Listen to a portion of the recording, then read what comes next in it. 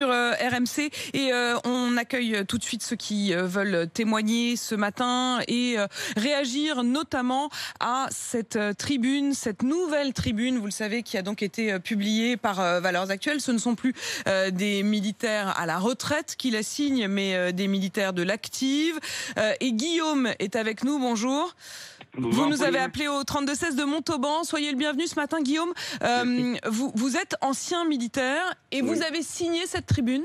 J'ai signé la tribune, oui. Parce que je pense qu'au bout d'un moment, les gens n'auront le bol, surtout les militaires aussi. Et au bout d'un moment, on peut plus se taire. On peut plus se taire de quoi, en fait? De quoi vous en avez ras-le-bol? De la politique du gouvernement. Parce que tout est relié à la politique de toute façon.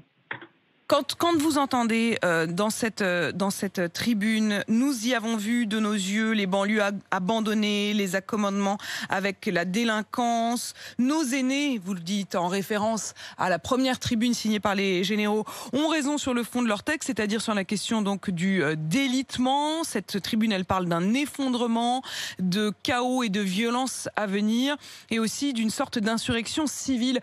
Vous vous retrouvez dans ces mots, Guillaume? Ah oui, oui. Mais vous avez constaté, vous, au quotidien, vous vivez à Montauban, ce délitement? Ah ben ça c'est, il y a eu l'affaire Mera, il y a eu tout ça au fur et à mesure, toute la racaille, tous les criminels. Au bout d'un moment, voilà, on ne peut plus. Qu'est-ce qu'il faudrait faire, du coup, à vos yeux? Ce qu'il faudrait faire, que l'armée épaule la police, les forces de l'ordre. C'est pas déjà le cas, plus ou moins? Pas suffisamment? Non, pas suffisamment. Les opérations Sentinelle, la présence de l'armée dans la rue? C'est pas assez fort, non. Non, là, il faut être fort. Vous dites on en a ras-le-bol de tout ça. Guillaume, je ne sais pas si vous étiez déjà branché sur RMC il y a une vingtaine de minutes et si vous avez entendu le témoignage d'Amar. Amar, je vous le rappelle, qui a 48 ans, qui nous appelait de Lyon et qui disait... une forme de colère, mais même empreinte de tristesse. Il est né il y a 48 ans en France, il a toujours travaillé en France, ils ont 10 frères et sœurs, me disait-il.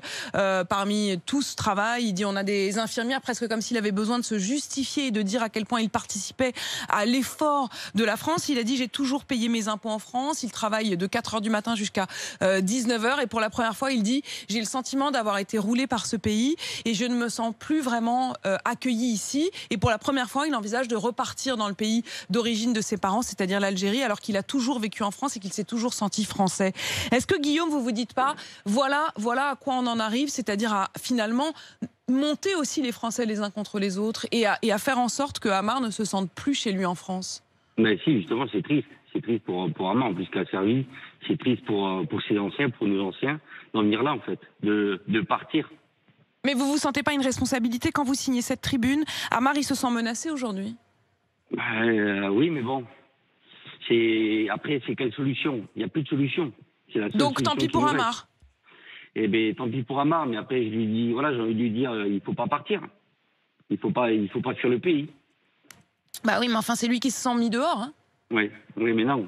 C'est pas, non. Il ne faut pas le voir comme ça, après. Oui, mais vous imaginez, vous vous mettez à sa place, Guillaume? Ah oui, après, je me mets à sa place. Hein. J'ai eu il y a quelques années aussi que je voulais partir même moi français, partir de la France. Ils sont depuis à ma place. Après une édition, on commence à fuir.